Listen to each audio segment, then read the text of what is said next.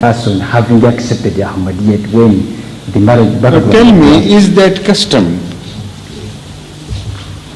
an established custom of certain tribes in which it is not looked down upon as an act of sin or an act of violation of the system of life which those tribes have inherited? Or is that act of living together without a formal marriage is looked at by the same tribes to be a regular way and as an alternative of marriage? How they look upon it? In the areas I have been operating, they consider it to be a secondary marriage. Of course, so that should be accepted as a marriage. Yes, sir. If in such cases the tribal customs legalize this way of life, and where the woman is responsible to husband and husband is responsible to that woman, with wife, and they have already got established in the society as a regular couple, then you shouldn't bother about that. Because Islam accepts every way of bringing man and wife together openly and correctly, whatever way society has chosen to do that. Otherwise, in case of non-Muslims becoming Muslims, you have to repeat their nikah ceremony each time and consider the earlier children to be, illegitimate, which you never do. The mushrikeen also married in their own way, whatever it was. And we don't find a single incident where in the time of Islam, early Islam, that is starting from Hadhrat Rasulullah sallallahu alaihi wasallam to the end of Khilafat, etc., any marriage being repeated, because earlier that was done according to the custom of the mushrikeen. So whatever non-Islamic customs regarding marriage are concerned, they are all legalized in Islam and accepted as a legal instrument of marriage. This is why the first verse which is read out in the nikah ceremony during the nikah is addresses not the Muslims, but addresses the whole mankind. It says, Ya ayyuhan nasu ttaqu rabbakum allazi khalaqakum. That is also an indication that the marriage ceremony is common between man and man, and no religious distinction will be made as far as the performance of nikah is concerned. And no nikah would be considered invalid, even if it is done according to Christian way or Hindu way or whatever way it is. So the first verse doesn't address Muslims at all. It says, Ya ayyuhan nasu ttaqu rabbakum allazi khalaqakum min nafsin wahida, and refers to the system of marriage not only inherited by us from the early man, but mentions a system of marriage which is in operation in the life earlier than man came into being. The same verse does it. Ya ayyuhan nasu ttaqu rabbakum allazi khalaqakum min nafsin wahidatin.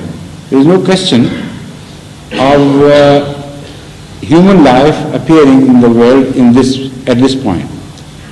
وَخَلَقَ مِنْهَا زَوْجَهَا. Still mankind is not mentioned.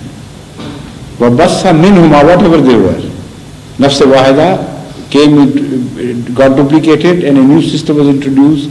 It was sexual system of reproduction.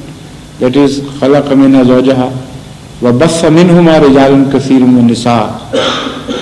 بَثَّ مِنْهُمَا, for the first time refers to the coming into being of men and women. بَثَّ مِنْهُمَا رِجَالٌ كَثِيرٌ وَالنِّسَاء. Previously, the early life is not mentioned as men and women. Before men and women came into being, the life got bifurcated into two types. It says, خَلَقَكُم مِّن نَفْسٍ وَاحِدَةٍ, that is one stage. وَخَلَقَ مِنْهَا زَوْجَهَا, that is the second stage. And when life was already divided into male and female, then human beings got, were created later on. They were created not from one human being, but they were already created from some couple of some sort. According to this, the order explained in this verse of the Holy Quran. So from this I infer why this has been, I'm pointing out that why this particular verse has been adopted by Hadhrat Sallallahu Alaihi Wasallam to be made as a part of nikah ceremony regularly once and for all. Because the Holy Quran wants to point out that nikah is not a speciality of Muslims, or nikah is not a monopoly of Muslims. Nikah is held all over the world, and nikah is a monopoly of mankind. So wherever a nikah is performed in mankind, whatever way it is performed, as long as it is open and accepted by the society where we find such marriages ceremonized, it should be accepted. It cannot be declared illegal. And later on, when you refer to the other two verses, there no nikah is mentioned. The nikah is only mentioned in the first verse. And in the first verse, the address is to the whole mankind, not to the Muslims. So it leaves no room for Muslims to monopolize nikah as the only valid instrument of bringing man and wife together, man and woman together.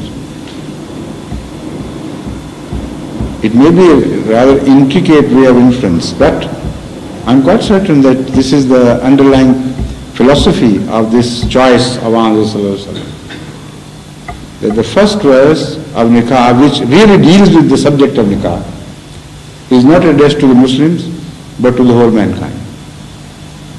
So their way should be accepted. If it is an accepted way, if it is an overt way and not a covert way. This is why Elan nikah, that is announcement of nikah, is essential. This is why walima is held in public, so that everybody, a section of the society becomes witness of this contract. So if that is what you are referring to, happens in your country in some tribes, if it is an open, overt contract, and if the society takes it as a sort of nikah, and if then woman and man both have mutual rights on each other and mutual responsibilities, then of course you should not bother about that. But if that is considered to be a sort of adultery in the tribes which you are referring to, then in such cases nikah should be performed. They should not be made to separate even in that case. Because nikah is for the creation of responsibility. And if you do away with such such way of life entirely by declaring that this is illegal way of life, so man and wife should immediately get separated, you will be defeating the spirit of nikah in Islam. Because then who will take the responsibility of the children? So many involvements have arisen, has been born out of this way of life, of their staying together, that they have to be looked after. So as a missionary in charge, what you should do is that you should, in case as I have mentioned, that is not considered to be a sort of marriage, but it is considered to be illegal even by those tribes. In that case, you should ask them to become regular husband and wife according to Islamic way and perform a nikah ceremony. As far as their past is concerned, Allah will forgive them, but as far as their future is concerned, it should be legalized. Don't tell them to immediately separate and done away with the marriage. That will create a lot of problems and that will be against the spirit of Islam. Thank you. So is that all? I think it's time now for us to say the Isha prayer.